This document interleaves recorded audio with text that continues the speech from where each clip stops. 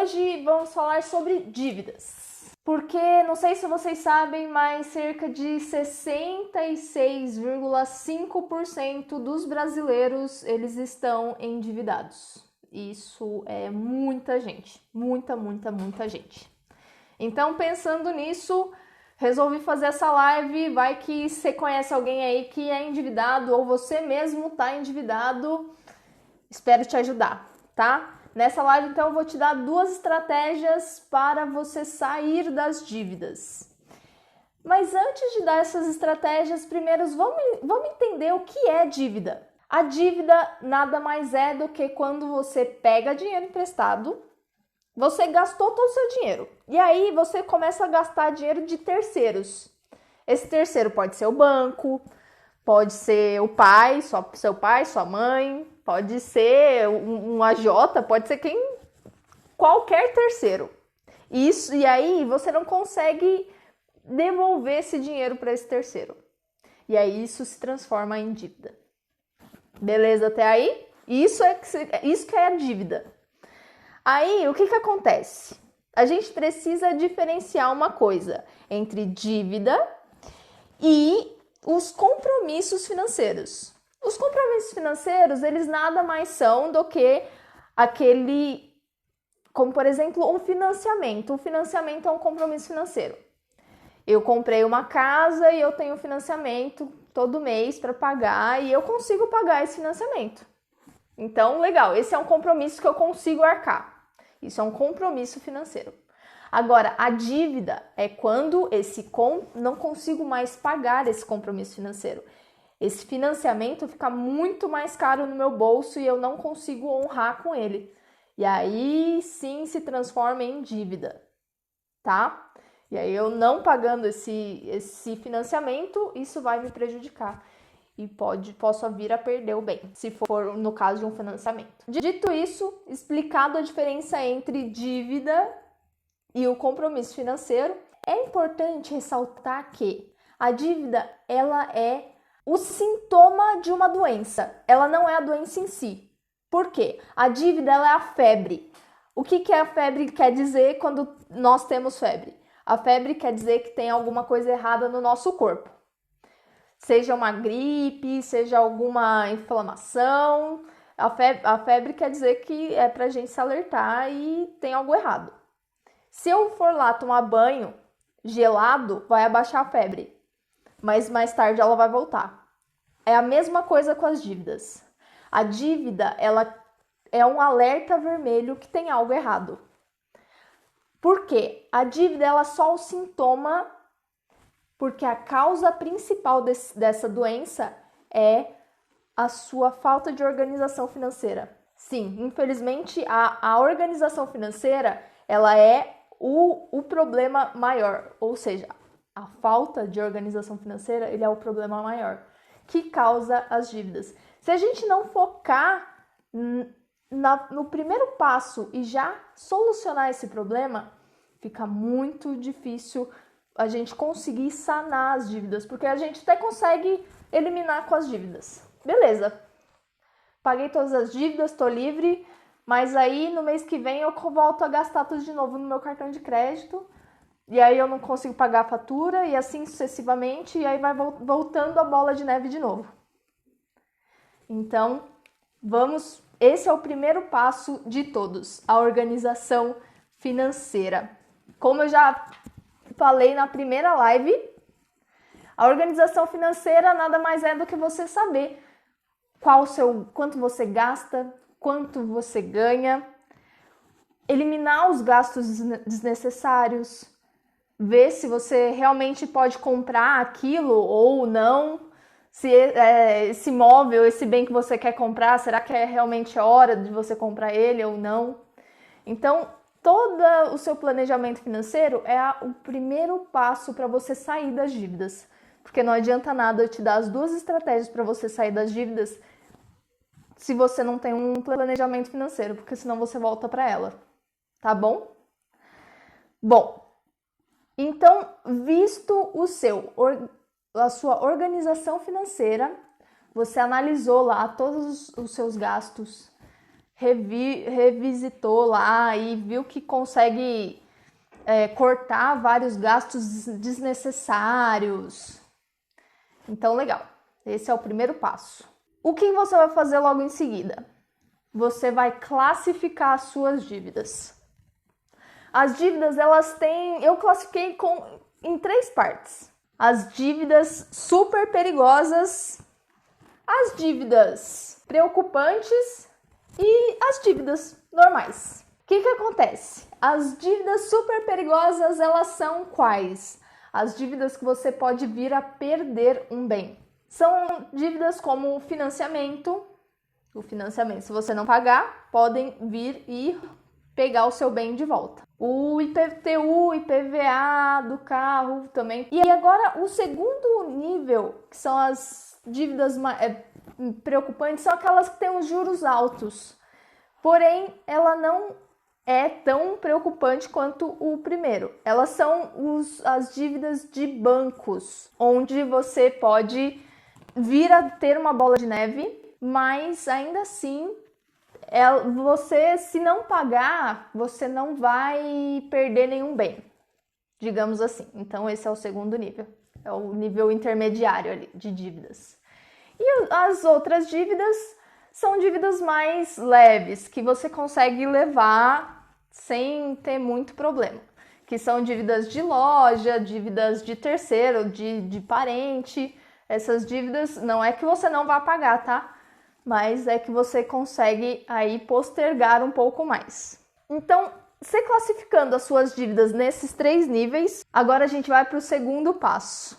Esse segundo passo, ele consiste para a organização financeira. Você analisou lá e você viu que com a sua organização financeira você consegue sim pagar algumas das dívidas.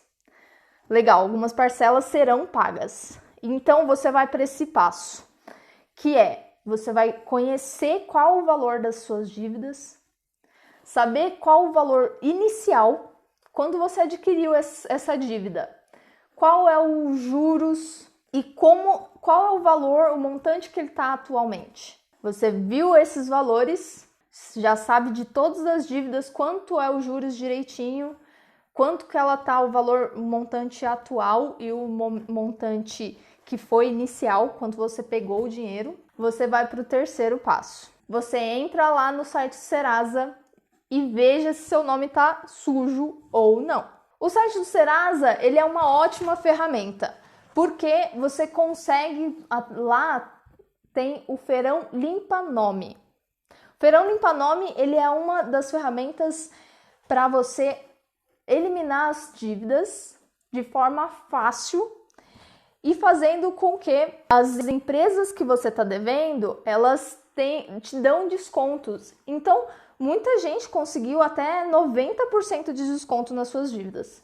Então, o Feirão Limpa Nome é muito legal. Entra lá no site do Serasa e veja se você consegue negociar por lá. Se conseguir, muito mais simples e fácil. Agora, se não, você vai renegociar suas dívidas pelo método antigo.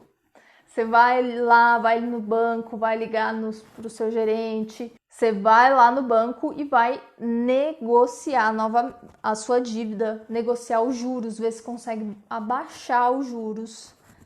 Se não conseguir, falar, o banco negou, ó, não tenho como baixar, tal, então você vai procurar em outros bancos. Toda dívida você consegue fazer a portabilidade dessa dívida. Você consegue, se você achar um banco com juros mais baixos, você consegue passar do banco A para o banco B. Então, com isso, fica muito mais fácil. Você consegue diminuir os juros e pagar menos, tá? Então, como o banco B quer cliente novo, ele com certeza vai te dar taxas mais baixas. E aí, o melhor dos mundos seria se o banco A visse que o banco B quer a sua conta e ele te oferecesse um outro juros. Juros mais baixos do que o banco B. Então, essa é uma boa estratégia. Se isso não der certo, Se você chegou, ó, mas minhas dívidas são muitas, não tenho como fazer isso. Tem outro ponto que você pode tentar fazer e ver se encaixa no seu caso, que é trocar uma dívida cara por uma dívida mais barata, ou várias dívidas por uma só. Você vai nas financeiras e veja os empréstimos que essas financeiras disponibilizam. Analisa os juros desse empréstimo.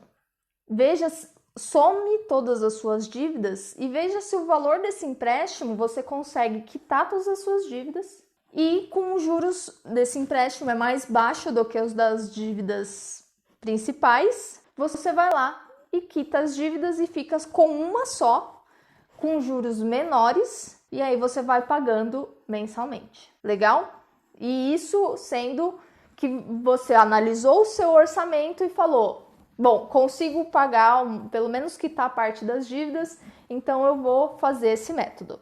Então essa é a primeira estratégia. Dei passo a passo da primeira estratégia. Agora, se você chegou lá, viu o seu orçamento e falou: meu, não consigo pagar a parcela da dívida, consigo pagar só 1/3 da parcela da dívida, o que eu faço?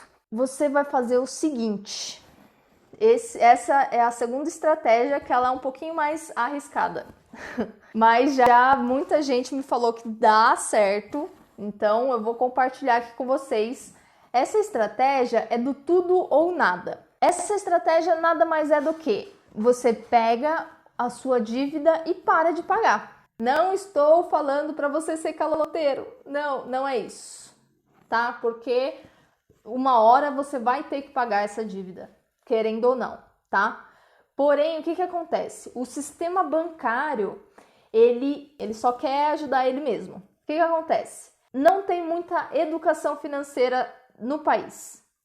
E como o sistema bancário ele é muito esperto, junta o útil ao agradável. Ele coloca taxas muito altas e você entra nessa bola de neve que é o endividamento. Então, se não der para você pagar as suas dívidas, você não paga.